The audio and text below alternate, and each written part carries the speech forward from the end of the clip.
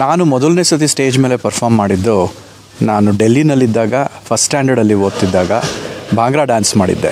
ಸುಮಾರು 6 ಜನ ಮಕ್ಕಳನ್ನ ನಮ್ಮ ಟೀಚರು ಡ್ಯಾನ್ಸ್ ಹೇಳಿಕೊಟ್ಟು ಭಾಂಗ್ರಾ ಡ್ಯಾನ್ಸ್ ಮಾಡಿಸಿದ್ರು. 1.5 ಗಂಟೆ ಸ್ಟೇಜ್ ಮೇಲೆ ಕುಣಿದಿದ್ದೆ. ಆವಾಗ ನನಗಿನ್ನೂ ಚೆನ್ನಾಗಿ ಜ್ಞಾಪಕ ಇದೆ. ಆ ಟೀಚರ್ ಬಂದುಬಿಟ್ಟು ನಮ್ಮ ತಾಯಿ ಹತ್ರ ಹೇಳಿದ್ರು, ಆಪ್ಕೆ ಲಡ್ಕೆಕೋನ 2 ಲೀಟ್ರ್ ಭೇಸ್ ಕಿ ದೂದ್ ಪಿಲಾನಾ ಅಂತ ಹೇಳಿದರು.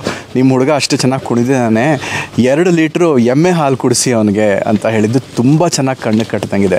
ನಾ ಮೊದಲನೇ ಸತಿ ಸ್ಟೇಜ್ ಮೇಲೆ ಹೋಗಿ ಡ್ಯಾನ್ಸ್ ಮಾಡಿದ್ದು bhangra dance.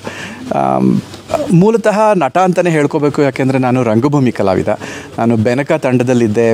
B V Karanth ಮತ್ತು ಪ್ರೇಮ ಕಾರಂತ್ ಅವರ ಕೆಳಗೆ ಟ್ರೈನಿಂಗ್ ತೊಗೊಂಡಿದ್ದು ನಾನು. ಪ್ರೇಮ ಕಾರಂತ್ ಅವರು ಸಮ್ಮರಲ್ಲಿ ವರ್ಕ್ಶಾಪ್ಸ್ ಮಾಡ್ತಾಯಿದ್ರು, ಮಕ್ಕಳ ಶಿಬಿರ ಮಾಡ್ತಾಯಿದ್ರು. ಅದರಲ್ಲಿ ಸುಮಾರು 4 ಸತಿ ಮಕ್ಕಳ ಶಿಬಿರದಲ್ಲಿ 4 ವರ್ಷ ಪಾರ್ಟಿಸಿಪೇಟ್ ಮಾಡಿ ಅವರು ನಾಟಕಗಳಲ್ಲಿ ಕಂಪ್ಲೀಟ್, ಇವಾಗ ಫಿಲಮ್ ಮೇಕಿಂಗ್ ಬಗ್ಗೆ ಹೇಗೆ ಕೋರ್ಸ್ ಇರುತ್ತೋ ಆ ಥರ ಥಿಯೇಟ್ರ್ ಬಗ್ಗೆ ಕೋರ್ಸ್ ಇರ್ತಾಯಿತ್ತು. ಮಕ್ಕಳನ್ನ ಒಟ್ಟಿಗೆ ಸೇರಿಸೋದು, ಪ್ರಾಪ್ಸ್ ಮಾಡೋದ್ರಿಂದ ಹಿಡಿದು ಥಿಯೇಟ್ರ್ ಬಗ್ಗೆ ಮತ್ತು ಆ್ಯಕ್ಟಿಂಗ್ ಬಗ್ಗೆ, ಸಂಗೀತದ ಬಗ್ಗೆ, ರಂಗಗೀತೆಗಳ ಬಗ್ಗೆ ಅದು ಎಲ್ಲ ಹೇಳ್ಕೊಡೋರು. ನಮ್ಮದು ಅಷ್ಟು ಜನ 30-40 ಜನ ಮಕ್ಕಳು ಸೇರಿ ಒಂದು ಪ್ರೊಡಕ್ಷನ್ ಮಾಡ್ತಾಯಿದ್ವಿ. ಆ ಥರ 4 ವರ್ಷ ಮಾಡಿ ನಾನು ರಂಗಕಲಾವಿದನಾಗಿದ್ದೆ. ಆಮೇಲೆ ಸ್ಕೂಲಲ್ಲಿ ಎಲ್ಲ ಸುಮಾರು ನಾಟಕಗಳು, ಮೋನೋ ಆ್ಯಕ್ಟಿಂಗು ಅಂದ್ಕೊಂಡೆಲ್ಲ ಮಾಡ್ತಿದ್ದೆ. ನಾನು ಕುಮರನ್ಸಲ್ಲಿ ಓದ್ತಿದ್ದಾಗ ನಮ್ಮ ಮೇಷ್ಟ್ರೊಬ್ಬರು ರಾಮಕೃಷ್ಣ ಅಂತ ಕನ್ನಡ ಹೇಳ್ಕೊಡ್ತಿದ್ರು. ಅವರು ನನ್ನನ್ನು ಐಡೆಂಟಿಫೈ ಮಾಡಿ, ಬಾ ನಿನಗೆ ಹೇಳ್ಕೊಡ್ತೀನಿ ಅಂತ ಹೇಳಿ ಅವರು ನನಗೆ ಏಕಲವ್ಯ ಮೋನೋ ಆ್ಯಕ್ಟಿಂಗ್ ಹೇಳಿಕೊಟ್ಟು ಅಲ್ಲಿಂದ ನಂದು ನಟನೆ ಶುರುವಾಗಿದ್ದು. ರಂಗಭೂಮಿಗೆ ಅಲ್ಲಿಂದ ನಂದು ನಟನೆ ಶುರುವಾಗಿದ್ದು. ಏಕಲವ್ಯ ಮೋನೋ ಆ್ಯಕ್ಟಿಂಗು ನಾನು ಸುಮಾರು ಕುಮರನ್ಸಲ್ಲಿ ಅಷ್ಟು ವರ್ಷ ಮಾಡಿದೆ, ವಿಜಯ ಹೈಸ್ಕೂಲಲ್ಲಿದ್ದಾಗ ಅಷ್ಟು ವರ್ಷ ಮಾಡಿದೆ. ಎಷ್ಟೋ ಜನಕ್ಕೆ ನನ್ನನ್ನು ಗುರುತು ಹಿಡಿಯೋದು ಏಕಲವ್ಯ ಮೂಲಕನೇ. ಈಗಲೂ ನನಗೆ ಆ ಸ್ಕ್ರಿಪ್ಟ್ ಕಂಪ್ಲೀಟ್ ಜ್ಞಾಪಕ ಇದೆ. ಅಷ್ಟು ಸತಿ ಮಾಡಿದ್ದೀನಿ, ಅಷ್ಟು ಚೆನ್ನಾಗಿ ಮಾಡಿದ್ದೆ. ಮತ್ತು ರೋಟ್ರಿ ಕ್ಲಬ್ದು ಎಲ್ಲ ಕಾಂಪಿಟೇಷನ್ಸ್ ನಡೀತಾಯಿತ್ತು, ಅದರಲ್ಲೆಲ್ಲ ಫಸ್ಟ್ ಪ್ರೈಸ್ ಬರ್ತಾಯಿತ್ತು. ಸೊ ಹಾಗೆ ನಾನು ರಂಗಭೂಮಿಲಿ ಸುಮಾರು ಕೆಲಸ ಮಾಡಿದ್ದೆ, ನಟನೆ ಅಲ್ಲಿ ಮಾಡಿದ್ದೆ.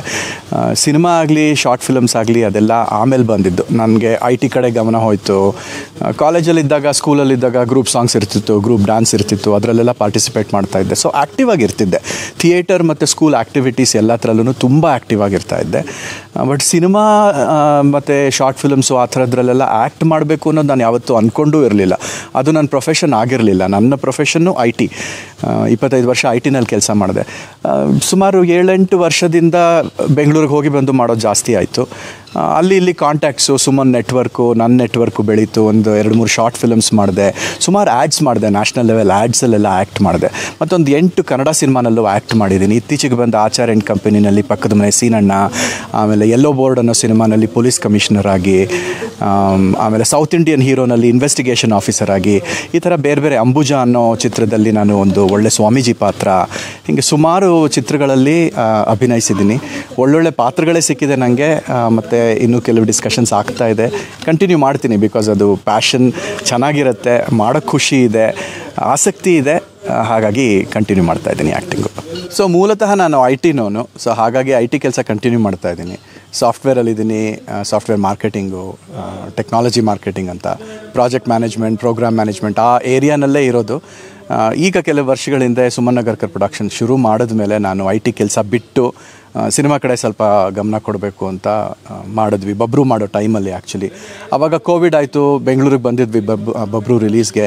ಇಲ್ಲಿದ್ವಿ. ಕೋವಿಡ್ ಟೈಮಲ್ಲಿ ವಾಪಸ್ ಏನು ಹೋಗೋದು ಅಂತ ಇಲ್ಲೇ ಉಳ್ಕೊಂಡು, ಆ ಟೈಮಲ್ಲಿ ನನಗೂ ಕೆಲವು ಸಿನಿಮಾ ಅವಕಾಶಗಳು ಬಂತು, ಅದನ್ನು ಮಾಡಿದೆ. ಹಾಗೆ ಕಂಟಿನ್ಯೂ ಮಾಡ್ಕೊಂಡು ಹೋಗ್ತಾಯಿದ್ದೀನಿ. ಇವಾಗ ಸುಮಾರು ಸಿನಿಮಾಗಳನ್ನ ಮಾಡಿರೋದೆಲ್ಲ ರಿಲೀಸ್ ಆಗಿದೆ. ಕಬ್ಜಾನಲ್ಲಿ ಒಂದು ಸಣ್ಣ ಪಾತ್ರ ಮಾಡಿದ್ದೆ, ಪ್ರೈಮ್ ಮಿನಿಸ್ಟರ್ ಪಾತ್ರ ಮಾಡಿದ್ದೆ ಕಬ್ಜಾನಲ್ಲಿ. ಸೌತ್ ಇಂಡಿಯನ್ ಹೀರೋ ಅನ್ನೋ ಸಿನಿಮಾನಲ್ಲಿ ಇನ್ವೆಸ್ಟಿಗೇಷನ್ ಆಫೀಸರ್ ಆಗಿ ಮಾಡಿದ್ದೆ. ಅಂಬುಜಾನಲ್ಲಿ ಮಾಡಿದ್ದೆ. ಆಚಾರ್ ಆ್ಯಂಡ್ ಕಂಪನಿಲಿ ಮಾಡಿದ್ದೆ. ಈಗ ಇನ್ನೊಂದು ಸಿನಿಮಾ ರೆಡಿ ಇದೆ, ರಕ್ತಾಕ್ಷ ಅನ್ನೋ ಒಂದು ಸಿನಿಮಾ ರೆಡಿ ಇದೆ. ಅದರಲ್ಲಿ ಲೀಡ್ ಬಿಟ್ಟರೆ ನಂದೇ ಸೆಕೆಂಡ್ ಮೋಸ್ಟ್ ಇಂಪಾರ್ಟೆಂಟ್ ಕ್ಯಾರೆಕ್ಟರ್ ಇರೋದು. ಸಿನಿಮಾ ಪೋಸ್ಟ್ ಪ್ರೊಡಕ್ಷನ್ ಎಲ್ಲ ಆಗಿದೆ, ಮಾರ್ಕೆಟಿಂಗ್ ಮಾಡ್ತಾ ಇದ್ದಾರೆ. ಸದ್ಯದಲ್ಲೇ ಅದು ರಿಲೀಸ್ ಆಗುತ್ತೆ. ನೋಡ್ತೀರಾ ಅಂತ ಅಂದ್ಕೊಂಡಿದ್ದೀನಿ.